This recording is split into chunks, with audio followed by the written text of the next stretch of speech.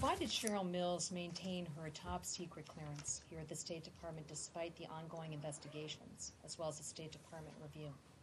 I appreciate the question. I think you can understand it's been our policy that we don't publicly confirm individual security clearances here at the State Department.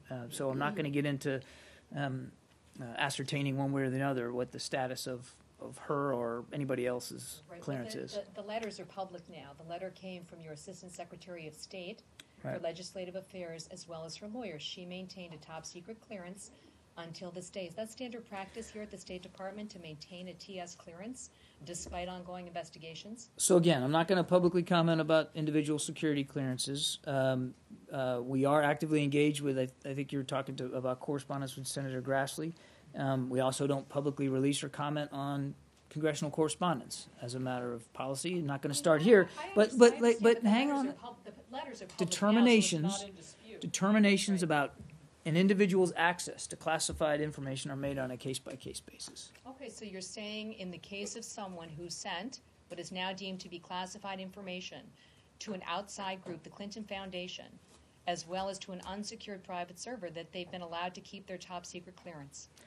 I'm not going to publicly talk about, confirm, or deny individual security clearances. Was the State clearances. Department instructed by the FBI not to touch these clearances of Mills, Clinton, or others? As you know, Catherine, this issue is under several reviews and investigations. I won't speak for other agencies that may be involved in reviews and investigations.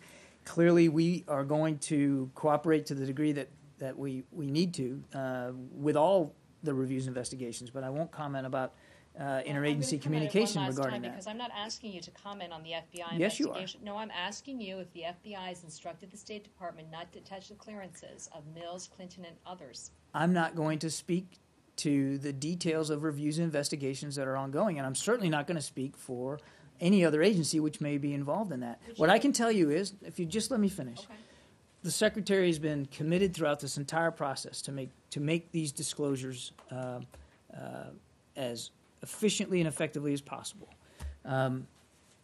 He has also been committed to making sure that we here at the State Department are taking a hard look at how we do our own records management. That's why he hired Janice Jacobs as a transparency coordinator.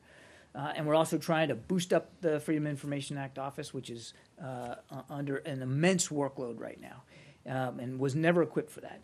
Thirdly, he's been very clear and very direct with the leaders here at the State Department that while reviews and investigations are ongoing, two things. One, we're not going to get ahead of those investigations and say or do anything that would prejudice the work that investigators are doing. And two, we're going to cooperate as fully and as effectively as we can with the investigators that are doing that work. And I think you can understand why I wouldn't hear from this podium speak about communication that may or may not be going on between us and any other agency involved. Just final piece on that. I mean, you yourself are a military officer who has held or continues to hold a clearance. Is this not a double standard? Because people have had their clearances suspended for so much less pending the outcome of an investigation.